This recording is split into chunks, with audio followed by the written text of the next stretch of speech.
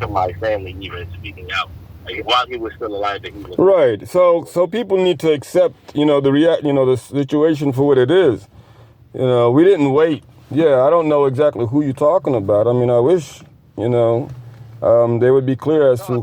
We had people I spoke to earlier today who said, "Why are you waiting now until after the man? The man has passed away. Why are you speaking on it after he's already dead?" And just to be clear, it's not about talking of someone who died. I mean, talking about somebody who died. I mean, that's almost like the worst spin you can put on this.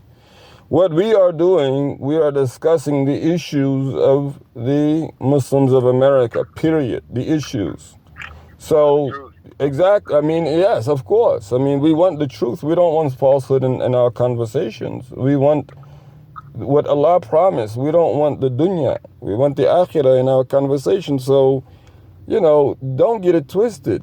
We are definitely not going to sit back and allow anyone, for that matter, and any entity or whoever they are, to make assertions about the Quran, claiming to have divinity of a type, basing it off of you being somehow with Quran or Allah subhanahu wa ta'ala.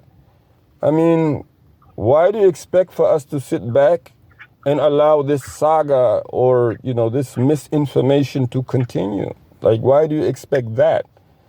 And I unfortunately have to be clear that a lot of people think that they're doing the right thing by keeping their mouths shut, by not saying anything, by not speaking up. Like, they're avoiding everything that is wrong, when actually they are encouraging everything that is wrong. By you seeing something that is wrong and not doing anything about it, you don't even want to speak up about it. You've actually... Silence is a sign of compliance. Look. Of course. No, silence can be defiance. It can be defiance. And that's what these, imagine again, for 40 years, you're used to not saying anything. Your children are used to not saying anything for 40 years. You believe it now. Now this is a norm to you, not to say anything. In fact, they even have extra tactics, because your family is going to get broken up if you say anything. So you are only going to be happy and settled when you don't say anything. Yeah. That's what you believe. I have to insert a big name. I have to insert a big name into this because it pops into my head, and maybe it does have a relativity in today's time of saying this now. Like you just said, like for 40 years, if people didn't say anything, that's basically them accepting it, right? It was the norm not to say anything, right? And I think Kanye West has said something a few years back that made him a really big target. His name is Ye now, and I want to use his name because he got a big name with a lot of things going on right now. But he had said that slavery was a choice, right? Mm-hmm. Slavery was a choice. I remember him making that statement. Right, and to make the connection from.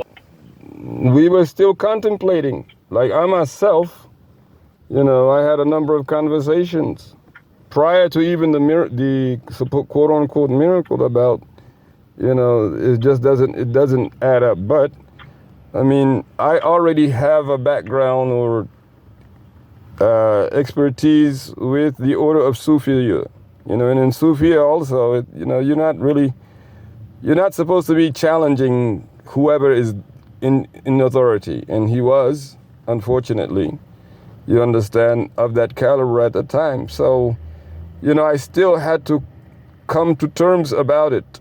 But again, in 2020, and I think you remember when the Tafsir al-Quran, where it explains, the Quran clarifies the Quran explains the Quran. No one can explain the Quran better than the Quran. When that came to light, then it was abundantly clear that what he was saying could have been the truth only if he could understand tajweed. Only if he could understand tajweed. But because he could not understand tajweed, and it shows in his attempting to read Quran, to read script of the Quran, that was a proof that definitely what he was asserting, Allah, Prophet, Malaika, predictions, all of what he was saying and asserting to himself was false. Because he just claimed that he was all of this, and he could not use the miracle that was given to mankind by the best of mankind through the best of angels. So, that happened in 2020, and I think he was still alive then. As a matter of fact, we sent him message back then, but they refused to get it to him. And a lot of people do not know that either. Telling him point blank, but they did not want to get that message to him at that time. So when his death came, we let them know again that we don't have to, try and bash anybody. We don't have to try and be hateful towards anybody. But we will state the facts. We will be clear. And at some point of time, you're going to have to accept that because, yeah, you're entitled to your own opinion, but you're not entitled to your own facts. At some point, you're going to have to accept the facts. So, and then, I think as time goes on, a lot of people will get their heads wrapped around the importance of shura, dialogue, of these issues, because this affected not just you or me, but it affects our siblings. It affects our children. It affects our aunts. It affects our sisters. Everybody is affected. 40 years is a long time to be asserting something that is not true. But again, for the sake of those who are sympathizers with TMOA and for those who are still there, come up with your proof from Allah. You say he was a spark of Allah, or he was Sikh Sultan and he'd saved so many people.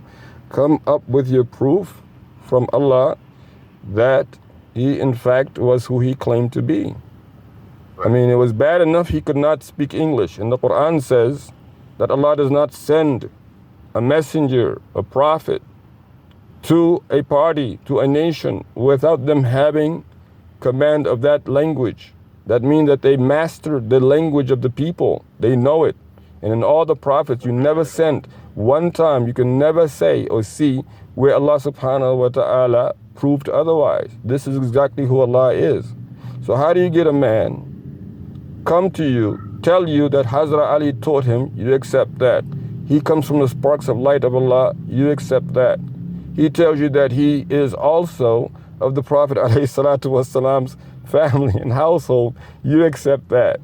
How do you go from the simple directive of Allah that I do not send one who does not speak your language? You leave that you see how small that is? Like, I'm sorry, you have a message for me, but you cannot tell me I know this message is not for me.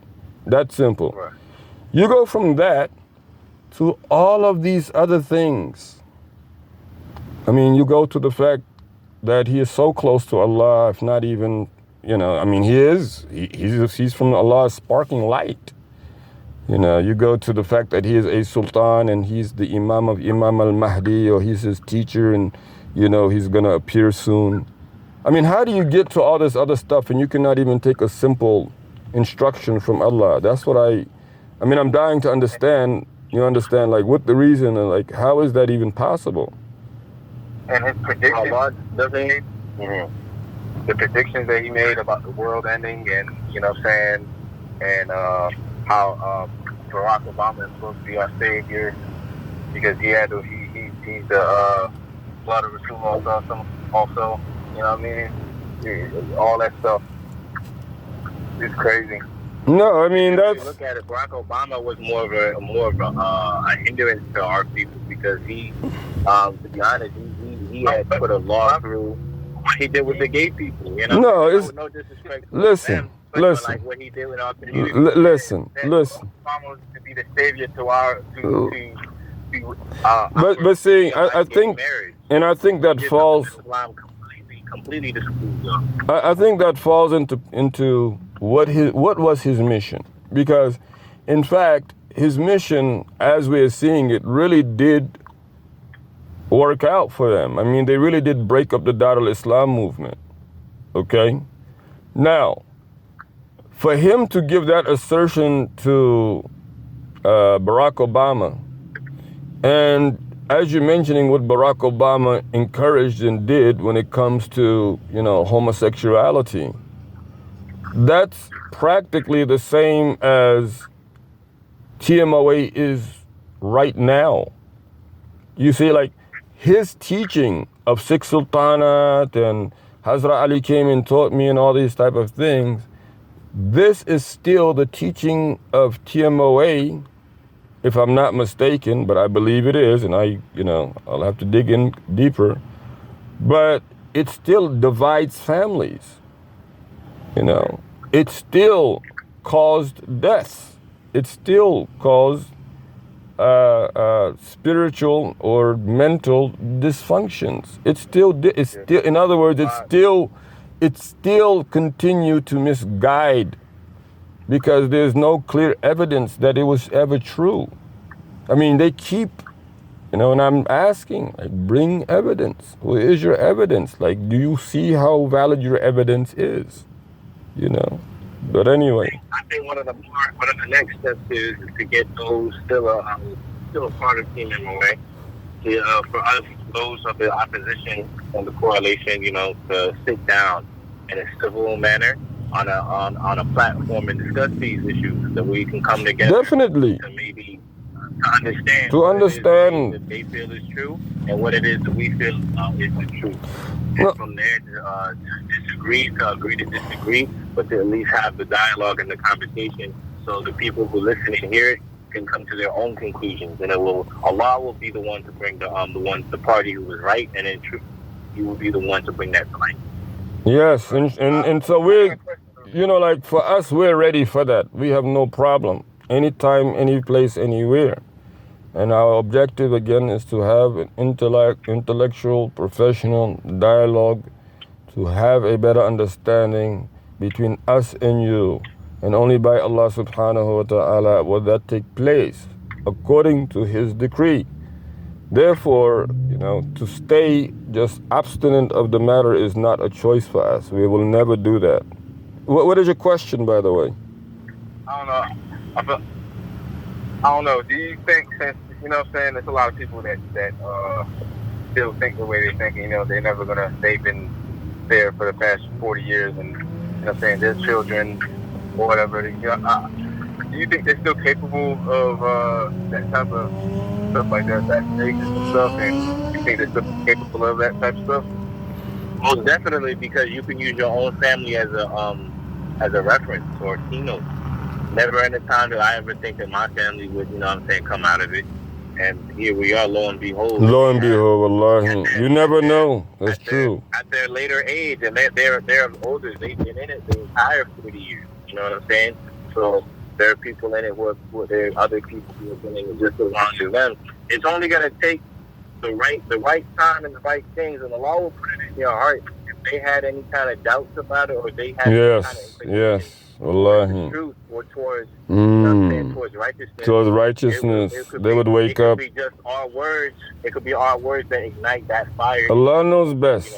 No, just us talking to one another, just us dialoguing, specifically for the reward of Allah subhanahu wa ta'ala about the issue. Any issue you have, you sit and you consult one another. This is what Allah subhanahu wa ta'ala loves.